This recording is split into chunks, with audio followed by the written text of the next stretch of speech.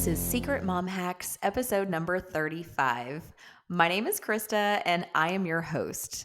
It's October 4th, 2023, and today I'm thrilled to bring you another interview. I've had so much fun with the interviews on here.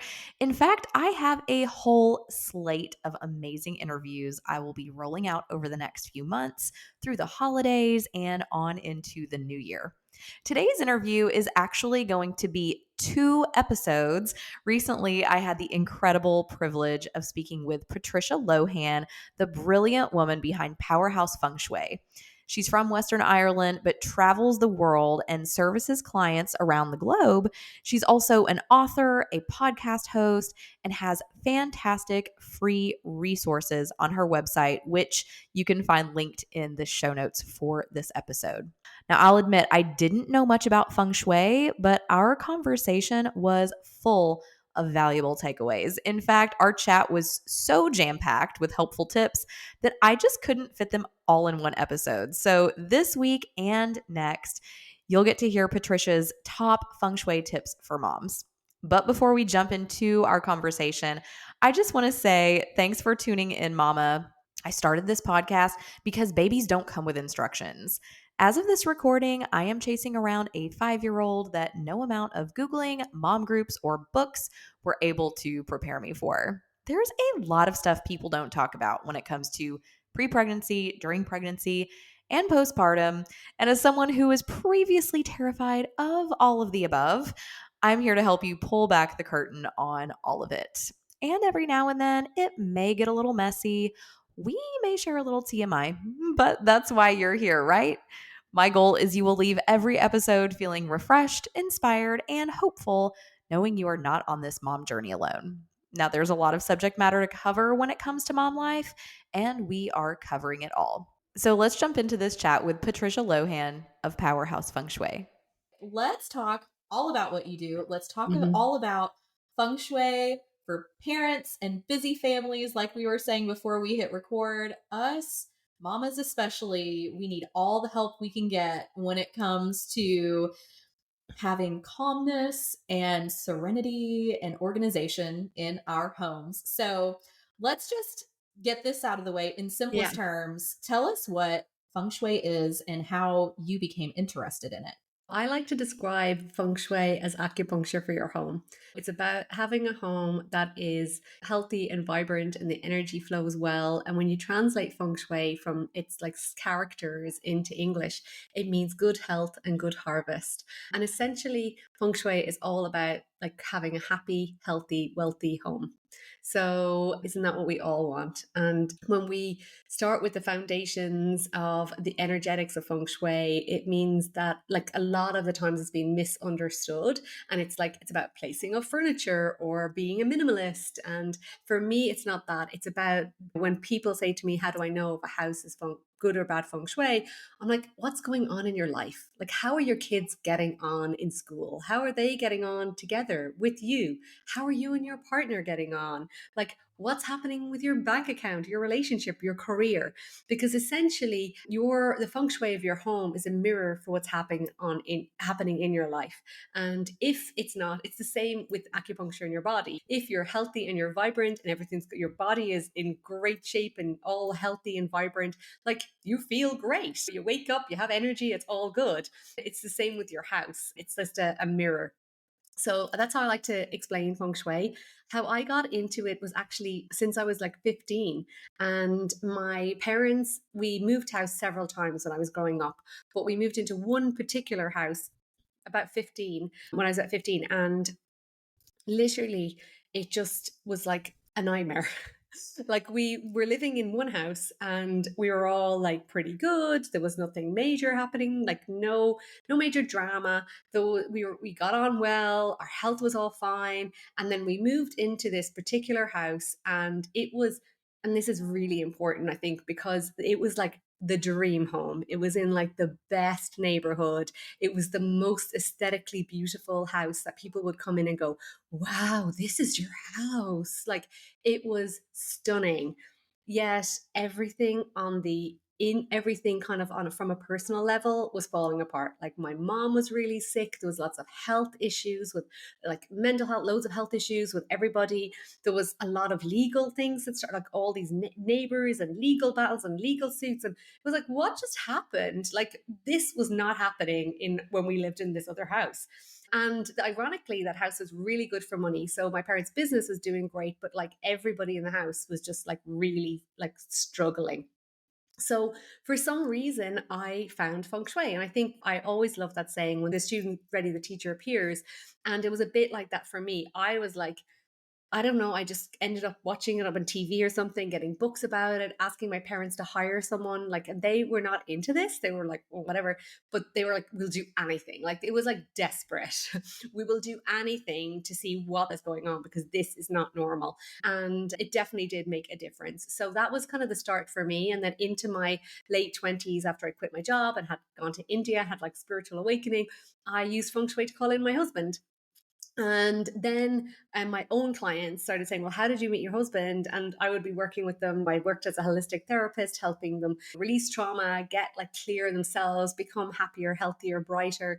And yet they were going back to the same to their house. So they never seemed to kind of jump to the next level. I was like, what is going on? They're like happy leaving and they feel great for a few days, but then it's like gone again. So what's the missing piece of the jigsaw?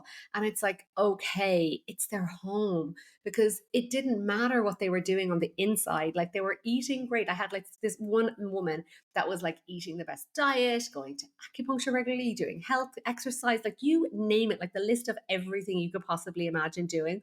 But she still just wasn't like thriving. And eventually she turned, she's like, well, you're doing that feng shui now. And I had like trained and I was like just doing it as a hobby for myself. I wanted to do it deeper for my own house with my husband.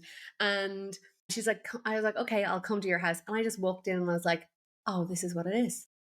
Her energy is changing, but her house isn't. So it's like it's remained completely stagnant. Nothing had changed, yet she was. So it's just creating this like tug of war energetically between her and her home. That's how Wow. I got into it. That's really fascinating. Yeah. Oh, I love that.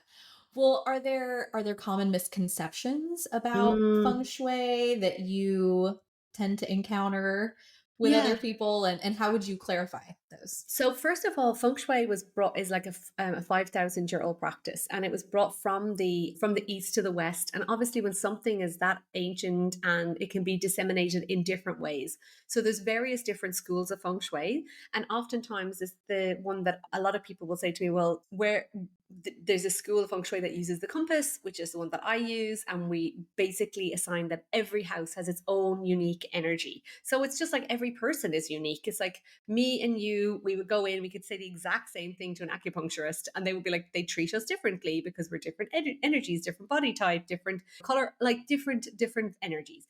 So there's that philosophy. First of all, every house is treated uniquely versus they kind of there's a generic one that's like McDonald's versus like, I don't know, organic, farm fed, holistic, like 5-star Michelin restaurant. You're just like totally chalk and cheese. And then the other thing is that it's about like moving furniture or like decluttering and having like a clean, clear, like empty house. And especially like a lot of moms would feel nervous about the idea of feng shui because they're thinking, oh my God, my house is like a mess. Like you can't, I couldn't start. Like I need to clean, like keeping it tidy is hard enough than like actually trying to dive into feng shui. And for me, it's really differentiating between like what is clutter and what is life in your house. So and what is like having a perfectly tidy house isn't like good, isn't necessarily good feng shui. Like it makes you feel better when everything is tidy and cleared, but if the kids playroom is like a complete bombshell, but they've just been playing in it and they're using it and it's moving and flowing, that's called life. So I don't like, I could go into a family's home and see the toys everywhere. I'm like, no, that's totally fine. Or the dishes on the counter or the laundry in the laundry basket that's there for like a few days. But ultimately, the kids are going to keep playing. The laundry's going to get done. The counter is going to get cleaned. That's not bad feng shui. That's just life. So don't like tag it in a negative way and feel like it's bad feng shui because it's moving. What for me is more like when we want to think about feng shui from a perspective of like movement and flow, is the storage containers full of boxes of toys belonging to the kids that have been there for 6 months, 8 months, a year, that aren't being touched and haven't been touched and are not going to be touched, because that's creating stagnancy. And where we create stagnancy, if there's stagnancy in the body, it creates disease. If there's stagnancy in your home, it's creating disharmony in the home, depending on the different area of your home. And it reflects into your life. So that's one of the big misconceptions that I hear. And no, you don't have to move house. You don't have to move your kitchen. Like when I work with people with feng shui, we work with the house that you've got. There's some things that are going to be good feng shui, others are going to be bad. Like I worked with a client today. We've been working together for years. As I said to her, in her brand new home that is literally out of a magazine, I was like, there's some that are good. Some parts are going to be good, and you're never going to get a perfect one. And there's stuff that's not great feng shui in her house, but then there's other parts that are great. So we'll just always be like, how can we improve what we've got and work what we've got? So if things are broken or not working or old in your house, like people are like, I need a new kitchen or a new bathroom, it's going to be good feng shui. That's not going to be the fundamental thing that's causing like your relationship to be like in a difficult scenario, or your kids to be fighting. Like it's not the decor. So hopefully that's some of the misconceptions cleared up. Sure.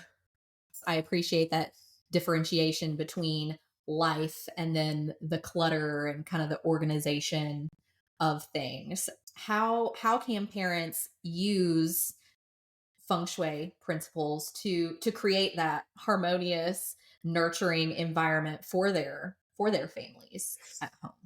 The first thing I would say is it starts with intention. So when we start with our homes, it's about noticing our home. So oftentimes when we're just like busy, we're like running in, we're not noticing where our home is like feeling, where there's like friction points in our house, because we're so unconscious of them. Like it's just like you get in the car, you drive the car. So you get in your house, you walk around your house, you don't see the things that are absolutely, that can be distorting or are blocking the energy. So the first thing is like getting the awareness of like your house has an energy type, it has a personality, and there's going to be places that are going to not be great. So for example, like start at the front door. When you're walking up towards your house, how do you feel? Do you feel excited? Does it feel light? When you walk up, you look up the paving. Is there all weeds? Is it overgrown? What does the welcome mat say? I've been to houses where the welcome mat says, welcome to the crazy house.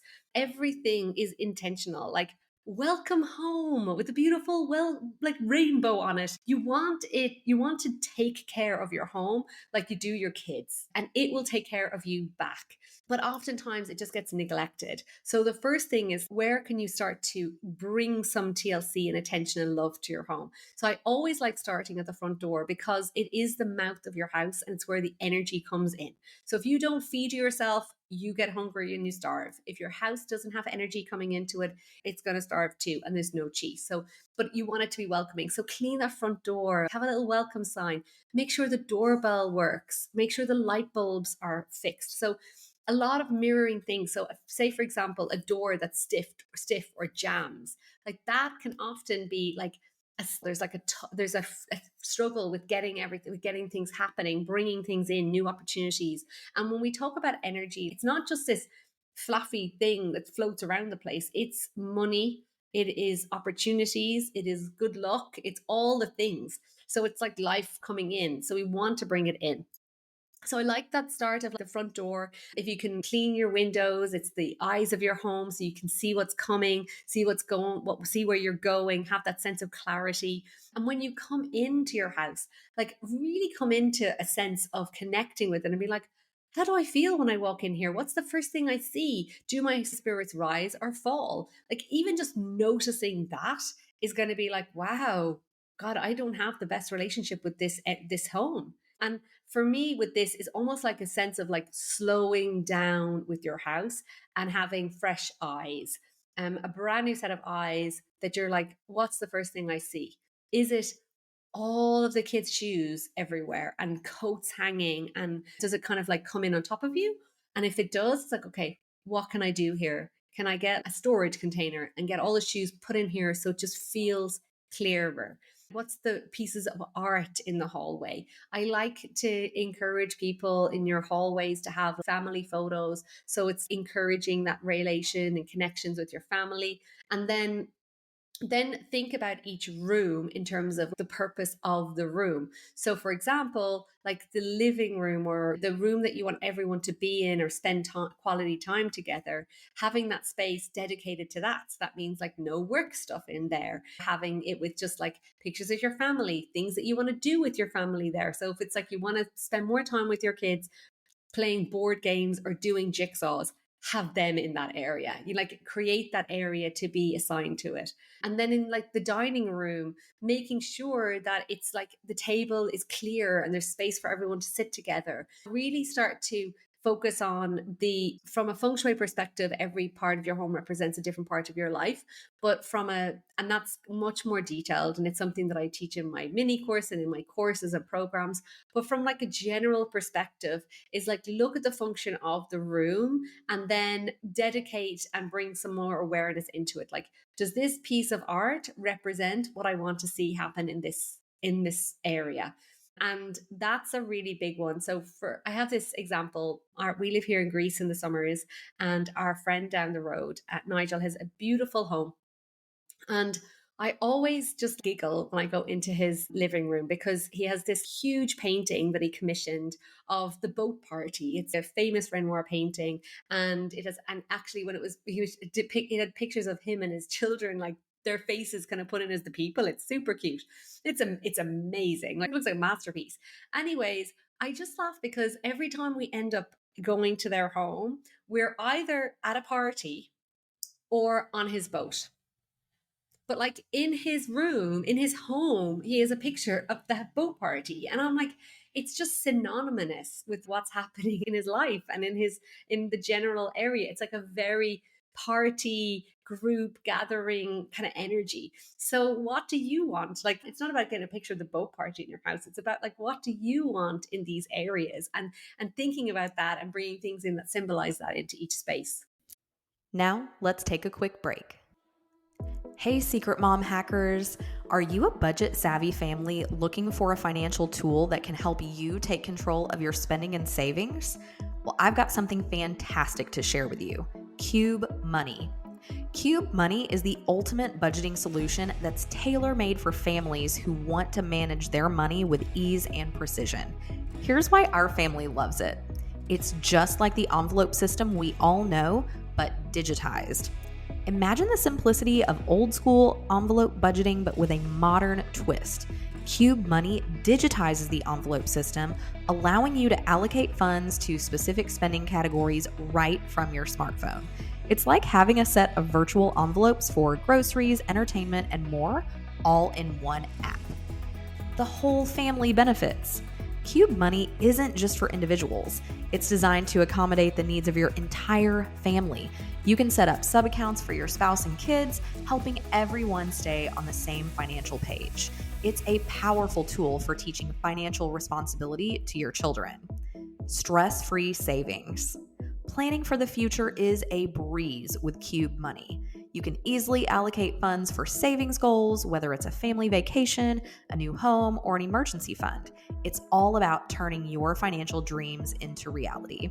So if you're ready to simplify your family's budgeting, track your spending with precision, and achieve your financial goals, give Cube Money a try. Visit their website at Cube Money to learn more. That's QUBE money.com to learn more and use the discount code SECRETMOMHACKS, all one word, SECRETMOMHACKS, to get 2 months of their premium or family plans for free. Cube Money, on a mission to see you live more and worry less. Try Cube Money today. Now back to the show. As you're talking about all of this, I am mentally walking through my house. We moved into this house about 2.5 years ago, and you're so busy with life and just getting moved in and like just getting everything into its spot, knowing that where things land may or may not be their ultimate destination, but but it could be. And so if things have been sitting somewhere for a certain amount of time, it's like, well, is that clutter or Yeah. is that life? How is that stack of things serving you?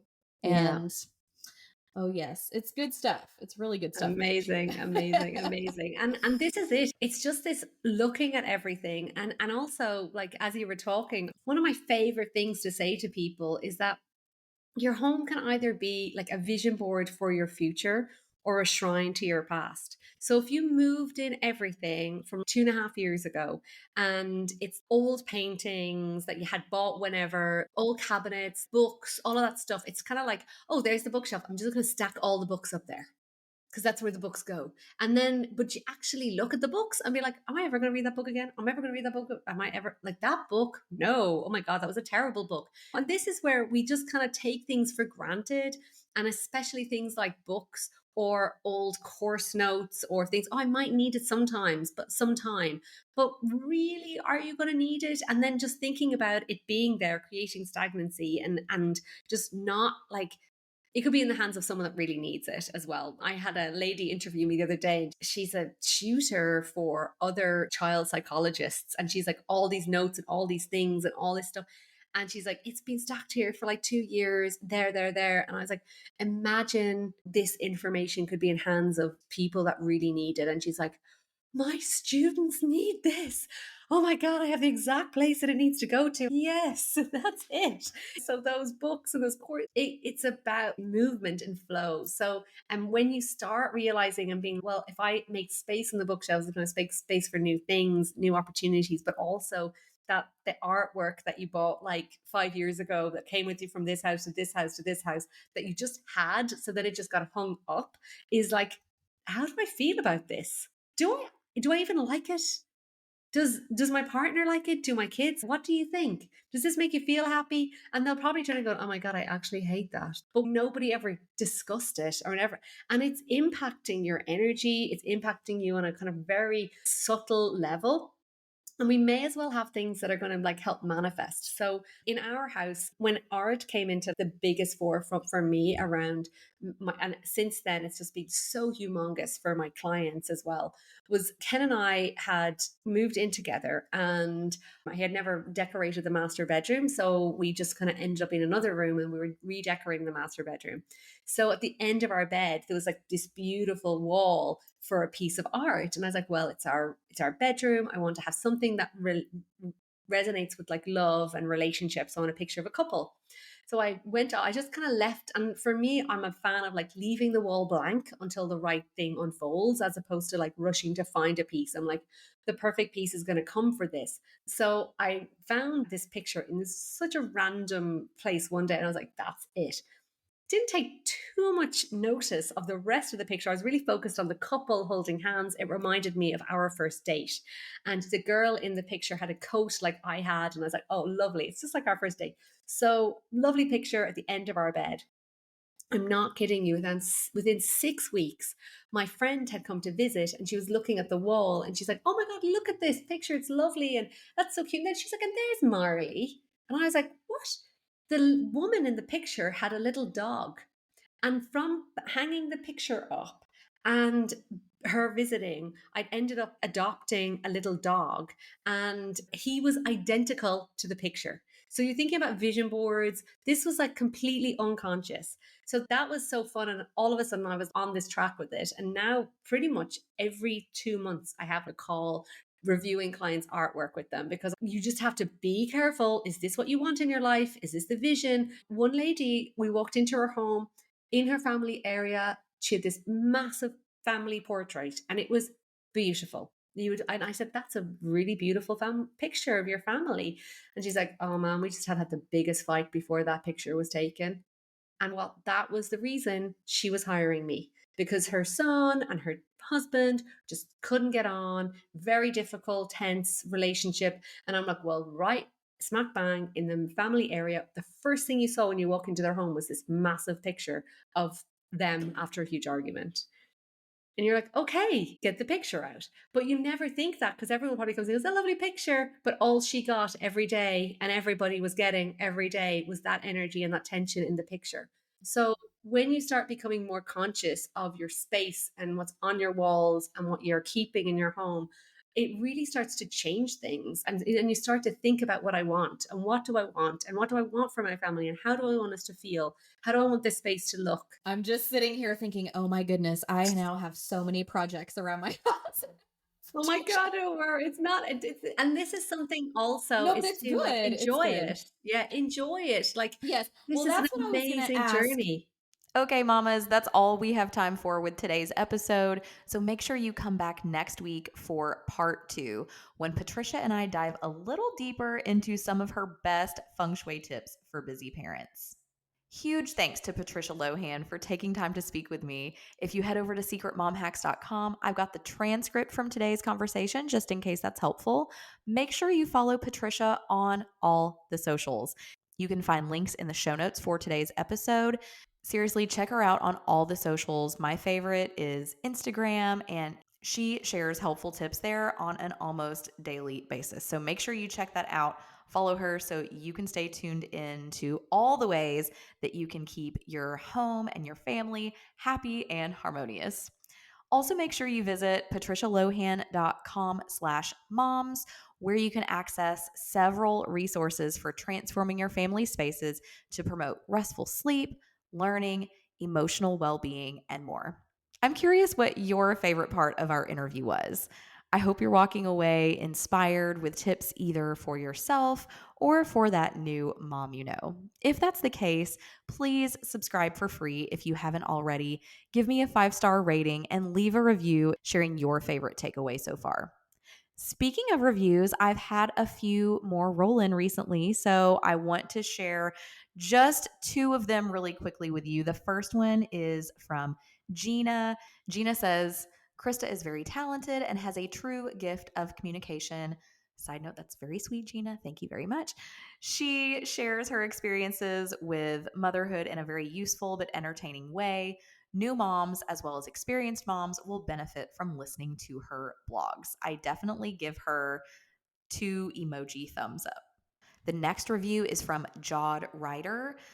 Their review says, as an avid runner, I love jumping into this podcast, and I know I'm going to be embarking on my parenting journey alongside this show. There's so much to taking care of children, and the topics covered here really spark positive thoughts and actions. Thank you all so much for these glowing reviews. I really appreciate it. So if you have a favorite takeaway, please let me know what it is in the review section over on iTunes. Make sure you stop by secretmomhacks.com, where you can find transcripts, resources, and more. Stay tuned for next week's episode, which is part 2 of my super fun interview with Patricia Lohan of Powerhouse Feng Shui. And until then, you've got this, mama.